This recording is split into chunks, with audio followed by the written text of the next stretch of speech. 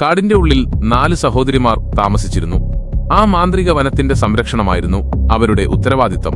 അവരിൽ 3 പേർ ഉത്സാഹത്തോടെ ജോലി ചെയ്തു. എന്നാൽ ഇളയവൾക്ക് എത്ര ശ്രമിച്ചിട്ടും ഒരു കാര്യത്തിലും ശരിയായ സഹായം നൽകാൻ കഴിഞ്ഞില്ല.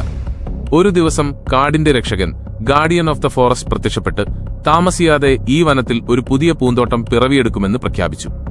അതേസമയം അടുത്തുള്ള ഗ്രാമത്തിൽ രോഗിയായ അമ്മാവനെക്കുറിച്ച് ആലോചിച്ച് ഒരു പാവപ്പെട്ട ചെറുപ്പക്കാരൻ വിഷമിച്ചിരിക്കുകയായിരുന്നു.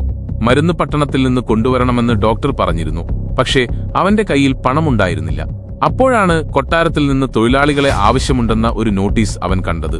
പ്രതീക്ഷയോടെ അവൻ അങ്ങോട്ട് കുതിച്ചു.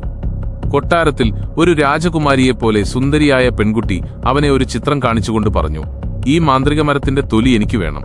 അവൻ മടിച്ചു നിന്നു. എന്നിട്ട് ചോദിച്ചു, "പകരമായി എനിക്ക് എന്ത് ലഭിക്കും?" തന്റെ യൗവനത്തിന്റെ രഹസ്യമാണ് ആ മരത്തിന്റെ തൊലിയെന്ന് അവൾ വിശദീകരിച്ചു.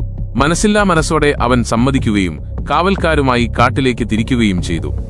എന്നാൽ കാടിന്റെ അരികിലെത്തിയപ്പോൾ കാവൽക്കാർ ഭയന്ന് അവനെ അവിടെ ഉപേക്ഷിച്ച് ഓട്ടി രക്ഷപ്പെട്ടു.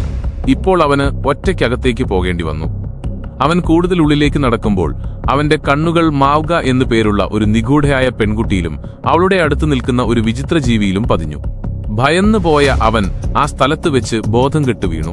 ബോധം തിരികെ വന്നപ്പോൾ അവൻ മാവ്ഗയോടെല്ലാം പറഞ്ഞു, "എന്റെ അമ്മാവന് തീരെ വയ്യ. എനിക്ക് അദ്ദേഹത്തിന്റെ ജീവൻ രക്ഷിച്ചേ മതിയാകൂ."